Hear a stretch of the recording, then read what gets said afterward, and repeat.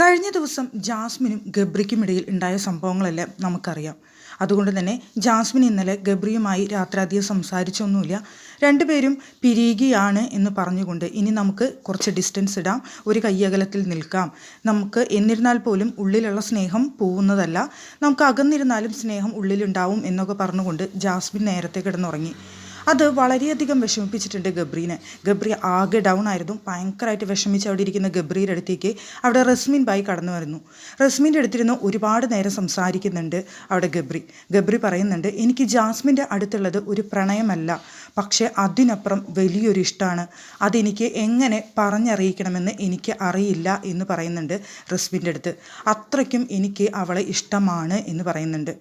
എനിക്ക് തോന്നുന്നു ഇവിടെ ജാസ്മിന് ഒരു തരത്തിൽ അഭിനയം മാത്രമായിരിക്കാം, ചിലപ്പോൾ ഇഷ്ടവും ഉണ്ടായിരിക്കാം, എന്നിരുന്നാലും അഭിനയം മാത്രമായിരിക്കാം ചിലപ്പോൾ ഗബ്രിയുടെ അടുത്ത് കാണിച്ചത്. പക്ഷേ ഗബ്രിക്ക് അത് സീരിയസ് ആയിട്ടുണ്ട് എന്ന് തന്നെയാണ് ഗബ്രിയുടെ ഇന്നലത്തെ സംസാരത്തിൽ നിന്ന് മനസ്സിലാക്കാൻ സാധിച്ചത്.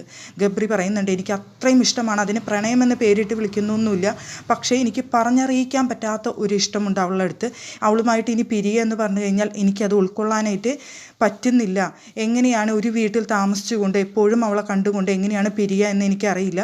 പക്ഷേ ഞാനിതൊരു ചലഞ്ചായി ഏറ്റെടുത്തുകൊണ്ട് അവൾ അറിയാതെ തന്നെ അവളിൽ നിന്ന് ഞാൻ അകന്നു മാറും, ഞങ്ങൾ തമ്മിൽ അകലും എന്നൊക്കെ അവിടെ പറയുന്നുണ്ട് ഗബ്രി. സത്യം പറഞ്ഞു കഴിഞ്ഞാൽ ഗബ്രിക്ക് ഏറ്റ വലിയൊരു ആഘാതം തന്നെയാണ് ഇവർ തമ്മിലുള്ള ഈ പിരിയൽ.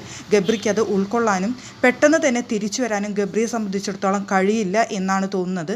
റസ്മിൻ്റെ അടുത്ത് കിടന്ന് അതുപോലെ അത്രയും മാനസികമായി വിഷമിച്ചുകൊണ്ട് ഗബ്രി സംസാരിക്കുന്നുണ്ടായിരുന്നു.